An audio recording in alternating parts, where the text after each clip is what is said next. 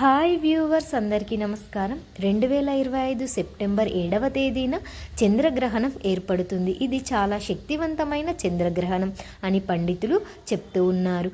ఇది ఈ సంవత్సరంలో రెండవ మరియు చివరి చంద్రగ్రహణం. అయితే ఇప్పటి వరకు మనకు ఒక చంద్రగ్రహణం, ఒక సూర్యగ్రహణం ఏర్పడ్డాయి. కానీ ఇవి మన భారతదేశంలో కనిపించలేదు. అంటే ఈ రెండు గ్రహాల యొక్క ఎఫెక్టు మనపై లేదు. కానీ ఈ సెప్టెంబర్ 7వ తేదీన ఏర్పడే చంద్రగ్రహణం మన భారతదేశంలో కనిపిస్తుంది.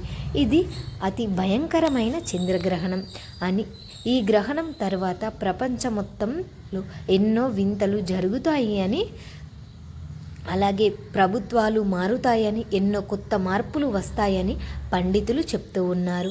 అయితే ఈ అతి భయంకరమైన చంద్రగ్రహణం యొక్క ఎఫెక్టు 12 రాశులపై తీవ్ర ప్రభావం చూపుతుంది.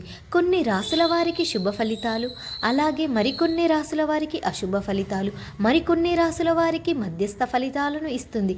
ఈ గ్రహణం కుంభరాశిలో ఏర్పడుతుంది. చంద్రగ్రహణం కుంభరాశిలో ఏర్పడటం, చంద్రగ్రహణం కుంభరాశిలో ఏర్పడటం అనేది మామూలు విషయం అనేది కాదు. ఈ గ్రహణ ప్రభావం వలన 4 రాశుల వారికి గడ్డు కాలం ప్రారంభమవుతుంది. సాధారణంగా చంద్రగ్రహణం ఏర్పడిన 15 రోజులకు సూర్యగ్రహణం ఏర్పడుతుంది. అయితే ఈ గ్రహణం ఏర్పడిన దాని యొక్క ఎఫెక్టు 45 రోజుల వరకు ఉంటుంది. అంటే 40 రోజుల వరకు ఈ 4 రాశుల వారు చాలా జాగ్రత్తగా ఉండాలి. ఇంతకీ ఈ చంద్రగ్రహణం వల్ల ఏ రాశుల వారికి మంచి జరుగుతుంది, ఏ రాశుల వారికి చెడు జరుగుతుంది, ఈ 12 రాశుల వారు ఈ గ్రహణం తర్వాత తీసుకోవాల్సిన జాగ్రత్తలు ఏమిటి అనే విషయాలన్నీ కూడా ఇప్పుడు మనం ఈ వీడియోలో తెలుసుకుందాము. అలాగే ఈ గ్రహణం యొక్క టైమింగ్స్ కూడా ఈ వీడియోలో వివరంగా తెలుసుకుందాము. ఫ్రెండ్స్, ముందైతే మా వీడియో నచ్చితే లైక్ చేసి షేర్ చేయండి. అలాగే ఛానల్ని కూడా సబ్స్క్రైబ్ చేసుకొని మాకు సపోర్ట్ చేయండి. ఇక వీడియోలోకి వస్తే, సూర్యుడు, భూమి, చంద్రుడు ఒకే సరళ రేఖను వచ్చినప్పుడు భూమి సూర్యుని కాంతిని చంద్రునిపై పడకుండా అడ్డుకుంటుంది. ఈ చంద్రునిపై పడకుండా అడ్డుకుంటుంది. అప్పుడు చంద్రుడు కనిపించడు. దీనిని చంద్రగ్రహణం అంటారు.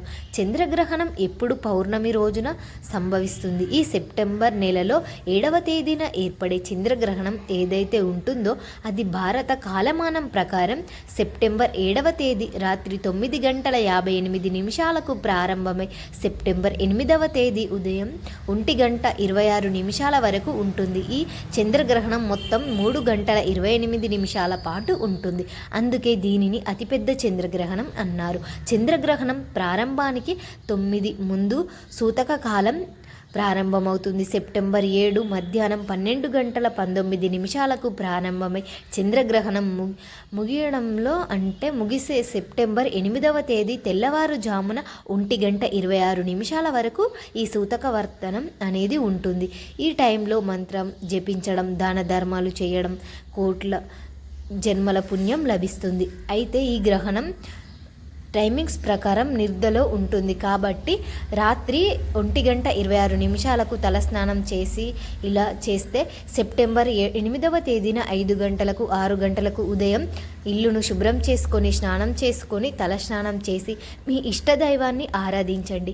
ఇక అసలు విషయానికి వచ్చేద్దాం. ఈ గ్రహణం వల్ల ఏ రాశుల వారికి మంచి జరుగుతుంది, ఏ రాశుల వారికి చెడు జరుగుతుందో కూడా తెలుసుకుందాం. గ్రహణం ఏర్పడిన రాశి నుండి మీ రాశి ఏ రాశిపై ఉంటుందో చూసుకుందాం. మీకు మంచి జరుగుతుందో చెడు జరుగుతుందో మీకు తెలిసిపోతుంది. గ్రహణం యొక్క గోచారం ప్రకారం ఏ రాశి అయితే 3, 6, 9, 10వ స్థానంలో గ్రహణం ఏర్పడుతుందో వారికి ఈ గ్రహణం నుండి అదృష్టకాలం మొదలవుతుంది. ఈ గ్రహణం చూస్తే 3వ రాశి ధనస్సు రాశి. ధనస్సు రాశి వారికి ఈ గ్రహణం 3వ స్థానంలో ఏర్పడటం వల్ల వచ్చే 6 నెలల వరకు కూడా తిరుగనేది ఉండదు అని చెప్పుకోవాలి. మీరు ఈ సమయంలో తీసుకున్న నిర్ణయాలు విజయవంతమవుతాయి. కుంభరాశి నుండే చూసుకున్నట్లయితే 6వ స్థానంలో ఉన్న ఈ రాశి కన్యారాశి. కన్యారాశిలో ఈ గ్రహణం 6 ఏర్పడుతుంది. ఈ సెప్టెంబర్ 7వ తర్వాత కన్యారాశి వారికి అన్ని మంచి రోజులే మొదలవుతాయి. శత్రువులపై విజయం కూడా సాధిస్తారు.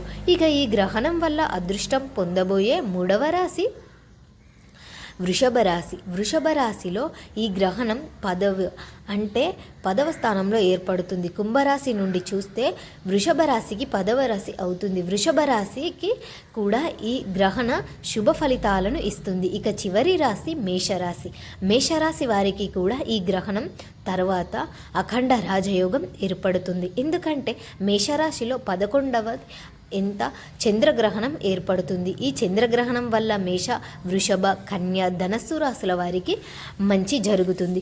వీరికి అంటే ఈ 4 రాశుల వారికి విజయాలు చేకూరుతాయి.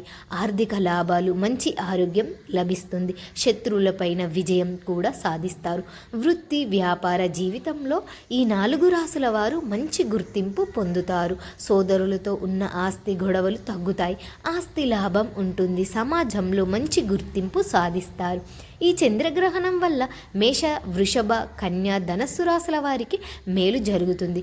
ఇక ఈ చంద్రగ్రహణం వల్ల ఏ రాశుల వారికి కీడు జరుగుతుంది అంటే ఈ గ్రహణం 1, 4, 8, 12 స్థానాలలో ఏర్పడితే ఆ రాశుల వారికి కీడు జరుగుతుంది. ఈ గ్రహణం కుంభరాశిలో జరుగుతుంది కదా, కాబట్టి కుంభరాశి వారికి ఈ గ్రహణం వల్ల కీడు జరుగుతుంది. కుంభరాశికి చెందిన వాళ్ళెవ్వరూ కూడా ఈ గ్రహణాన్ని ఎట్టి పరిస్థితుల్లోనూ కూడా చూడకండి. లైవ్లో కానీ, ఫోటోలో కానీ, టీవీలో కానీ, ల్యాప్టాప్లో కానీ, కంప్యూటర్లో కానీ కూడా ఈ గ్రహణం ఏర్పడడం చూడకండి. ఇక కుంభరాశి నుండి చూసుకున్నట్లయితే 4వ స్థానంలో ఉన్న రాశి వృశ్చిక రాశిలో ఈ గ్రహణం 4 ఏర్పడుతుంది. అంటే వృశ్చిక రాశి వారికి కూడా ఈ గ్రహణం చెడు ప్రభావం ఫలితం ఇస్తుంది. ఇక చంద్రగ్రహణం వల్ల చెడు ఫలితాలను పొందబోయే రాశి 3వ రాశి కర్కాటక రాశిలో చంద్రగ్రహణం 8వ ఇంటిలో ఏర్పడుతుంది. కాబట్టి కర్కాటక రాశి వారికి కూడా ఈ చంద్రగ్రహణ ఫలితాలు ఇస్తుంది. 4వ రాశి మీనరాశి ఈ గ్రహణం అనేది 12న ఏర్పడుతుంది. ఈ గ్రహణం వల్ల కుంభ, మీన, కర్కాటక, వృశ్చిక రాశుల వారికి కీడు జరుగుతుంది.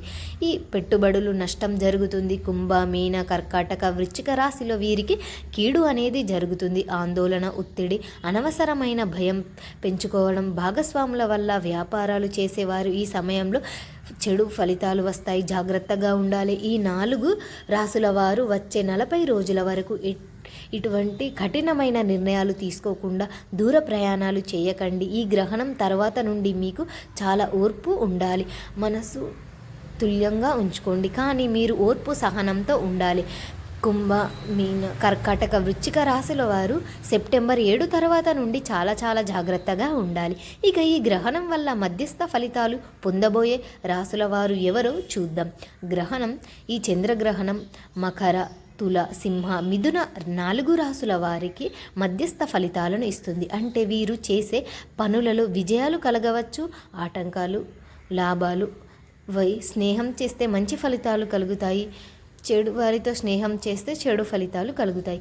ఈ మకర, తుల, సింహ, మిథున రాశుల వారు మేష, వృషభ, కన్య, ధనస్సు రాశుల వారితో స్నేహం చేస్తే లాభాలు కలుగుతాయి. అదేవిధంగా చెడు ఫలితాలు కలిగే రాశుల వారితో స్నేహం చేస్తే కుంభ, వృశ్చిక, కర్కాటక, మీనరాశితో స్నేహం చేస్తే నష్టాలు కలుగుతాయి. కాబట్టి మధ్యస్థ ఫలితాలు పొందబోయే ఈ 4 రాశుల వారు కూడా చంద్రగ్రహణం తర్వాత నుండి జాగ్రత్తగా ఉండండి. ఈ గ్రహణం 12 రాశులపై ఏదో ఒక ప్రభావం చూపుతుంది. ఇది మంచి కావచ్చు, చెడు కావచ్చు. కానీ మీరు గ్రహణం నీటిన తర్వాత అంటే సెప్టెంబర్ 8 తప్పకుండా ఈ పనులు చేయాలి. గ్రహణం ముగిసిన తర్వాత కొన్ని రకాల పరిహారాలు చేయటం వల్ల గ్రహణ దోషం తొలగిపోతుంది. పౌర్ణమితో కలిసి వస్తున్న చంద్రగ్రహణం రోజున ఎవరైతే సరే తప్పనిసరిగా గ్రహణ నియమాలను పాటించాలి. ఎందుకంటే పూర్వం మన మహర్షులు గ్రహణ సమయంలో ఉండే దోషాలు గ్రహించి సమస్త మానవాళి గ్రహణ నియమాలు సూచించిన విధంగా పూర్వం నుండి గ్రహణ సమయంలో మన పెద్దలు నియమాలను పాటిస్తూ వస్తున్నారు.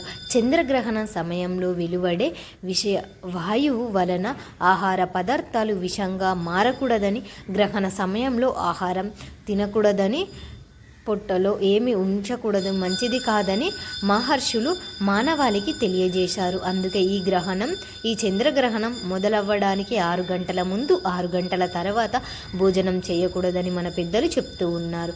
ముఖ్యంగా చేయాల్సింది ఏమిటి అంటే గ్రహణ సమయాలకల్లా ఆహారం కడుపులో ఉండకుండా ఈ నియమాలని కాదని ఎవరైతే ఆహారం తింటే వారికి భవిష్యత్తులో ఆరోగ్య సమస్యలు మరియు జీర్ణకోశ వ్యాధులు వస్తాయి.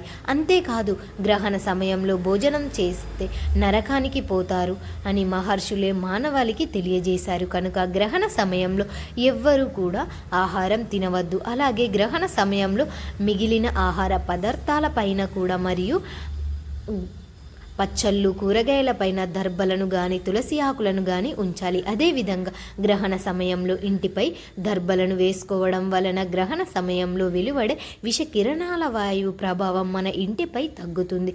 ఎందుకంటే దర్భలకు శక్తి ఉంది, ఈ గుణం ఉంటుంది. కాబట్టి దర్భలు ప్రకృతి ఇచ్చిన వరం, ఇబ్బందులను తొలగించజేస్తుంది. ఈ వస్తువులపై ఉంచడం వలన గ్రహణ సమయంలో వెలువడే విషకిరణాలు తిప్పికొడుతుంది. ఇది పరిశోధన చేసిన విషయం. ఈ చంద్రగ్రహణ సమయంలో ప్రకృతిలో కొన్ని మార్పులు సంభవిస్తాయి, కొన్ని విషవాయువులు జరుగుతాయి. సమస్త మానవాళిపై ప్రభావాన్ని చూపుతుంది. ఈ భూమిపై ఉన్న మానవులపై, జంతువులపై విచిత్ర పరిణామాన్ని పరిసింపజేస్తాయి. దీని వలన అనేక దుష్ఫలితాలు కలుగుతాయి. అందుకే ఈ రోజున వండిన ఆహార పదార్థాల విషయంగా మారుతాయి. గ్రహణ సమయంలో మీ పొట్టలో ఆహారం ఉంటే అది కూడా ఒక విషంగా మారుతుంది. అందుకే మన మహర్షులు గ్రహణ సమయంలో ఏమీ తినకుండా కడుపు ఖాళీగా ఉంచుకోమని, దైవనామ స్మరణ చేయమని సూచించారు. ఈ గ్రహణం అర్ధరాత్రి ఏర్పడినప్పటికీ కూడా మెలకువగా ఉండండి. దైవనామ స్మరణ చేస్తే శుభ ఫలితాలు కలుగుతాయి. ఇక మా వీడియో మీకు నచ్చితే లైక్ చేసి షేర్ చేయండి. అలాగే మా ఛానల్ని కూడా సబ్స్క్రైబ్ చేసుకోండి. మీ అందరికీ ధన్యవాదములు.